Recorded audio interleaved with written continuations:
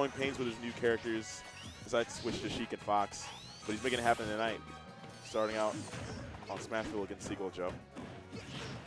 Yeah, but we that's again one of the main ways you can tell that a Sonic truly knows what they're doing. If you don't know the exact spacing on your early up throw combos, then you're most likely to just go for a neutral air and hope it works. Seagull Joe getting straight in there with a proper back air.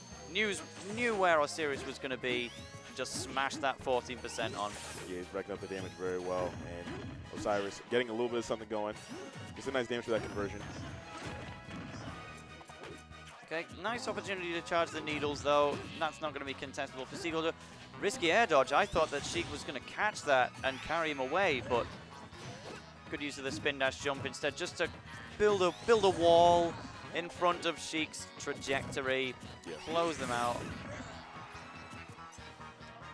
Another offside situation. Can see if edge guard can. If the edge guard can come up to go, not quite. Underneath it, spin dash. Would have been happy no matter which spin dash you use. You can either use the down B and just get away. Side B, get a bit of chip damage on.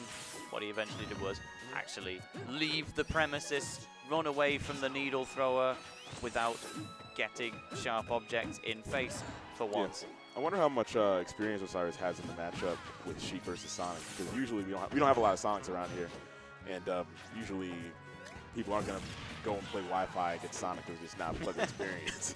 But he's doing pretty well, holding his own. Yeah, I can verify as a member of the Sonic Discord, we don't really get people coming in for guidance, but Seagull Joe managing to get straight back into a good position to land that up air and close out the first stock on Osiris. And he's tacking on the damage once again on the second stock for Osiris.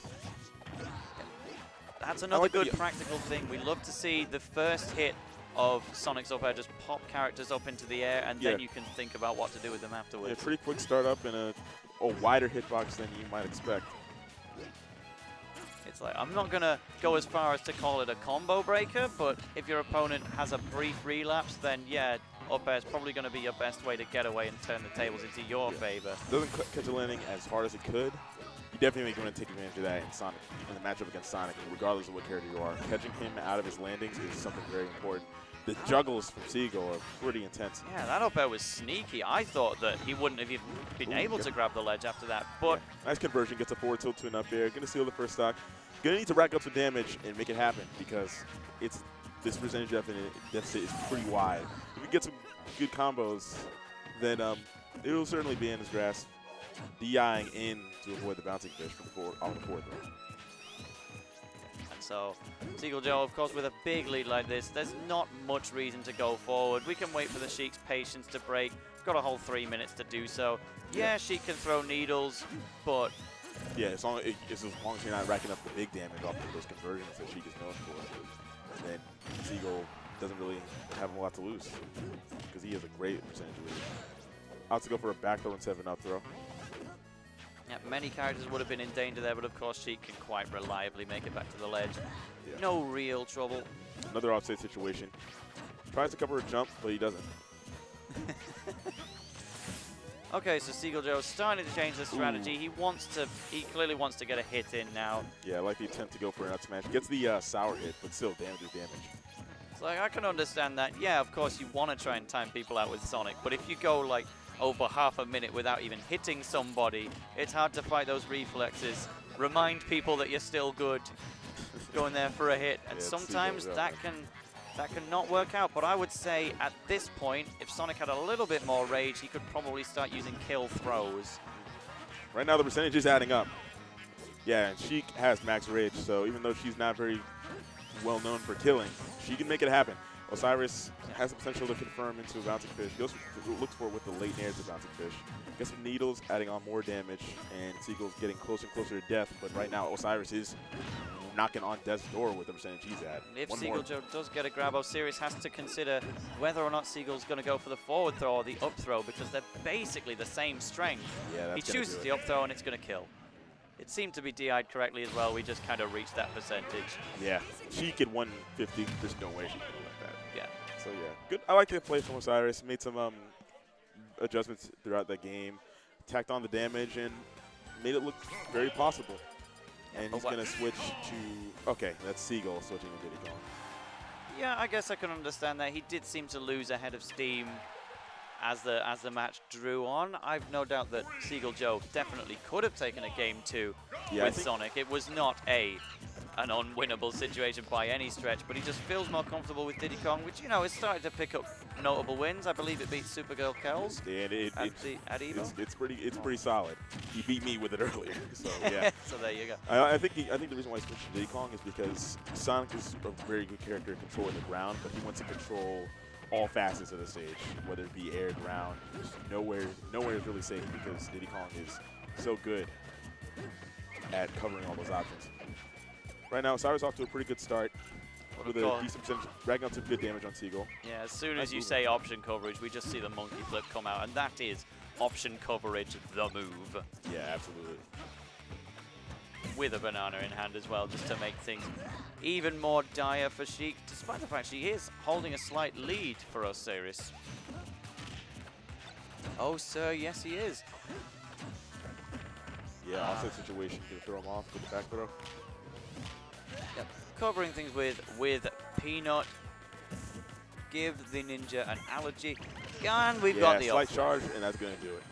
Really smart from Seagull, just go for the charge knowing he had all that time. Yeah, the platform was running away. They had to get back down to ground level, and it was Seagull had that covered. Actually throwing out a Randy up tilt. Diddy Kong's usually like to save that. Yes, it does have some low percent combo potential, but it's so limited that people prefer to just keep it as a kill option now.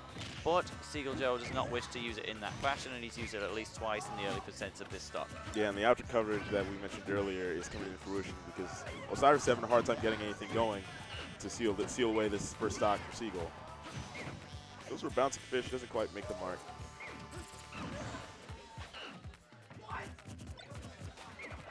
Okay, monkey flip. Actually lands perfectly on the... Yeah, I'm surprised he didn't slide off there. I don't think even Seagull was prepared. He didn't especially do much after it, but Sheik just... Seagull's tacking on the damage more and more, and Osiris. Yes, Sheik is not a character that's well adapted for... she can make the comebacks, but it's tougher than you might expect, especially if you're not on the level of top-level Sheik with those combos that she's capable of. Osiris, you have one of the better villainous team themes in the Pokemon games, but I still like that Guzma theme a little bit more, and the Oras Maxi. But Osiris is still going to press the lead and threaten to I like hit the little Seagull fake, with those notes. I like the fake run off to go for a jump and gets the empty hop. Tries to re-air dodge, but Seagull's not going to go for that. I think he's at the percentage where a fair might kill off the side. If they're by the side, that is. Yeah, we can't ignore that possibility. Okay. Throws out the down smash, and it connects. So Seagull's smirking to himself like, okay, that was pretty smart. You got me there. But I'm pretty sure he's self-assured in that smirk because he is with a massive percentage lead. I think at this point, he's just waiting for the down tilt to come through or the banana so he can confirm that into that smash and seal out this game. I mean, earlier I was saying how Seagull just threw out the up tilt, but by now it's probably fresh again, but he doesn't need it because up smash is just stronger. Yeah, a convincing 2-0 from Seagull, but Osiris played really well tonight. Got himself 7th place, and the mains are paying off. I'm sure he's going to want to get that #1. And in the end, we saw that Diddy Kong did actually have a stronger win than the Sonic did, so suggests the character switch was in the right. But anywho, I'd better say TTFN and hop back home. What is TTFN? Ta-ta for now. All right, man, get out. All right, good having you on commentary, man. My man said ta-ta for now. All right. Okay. I wonder what we're going to have next. I don't know if we're going to have a winners bracket match or another losers match. I imagine it'll be, I think we're done with winner seconds. So, hey, come on, man. Let's go. Got RK hopping off the commentary. And I think we're going to see Dexter versus Deepest Joe. Yeah, both these guys are sitting down. By the way, what's up, man? Not much. How are you? Hey. How you been doing? Well. Hey, I'm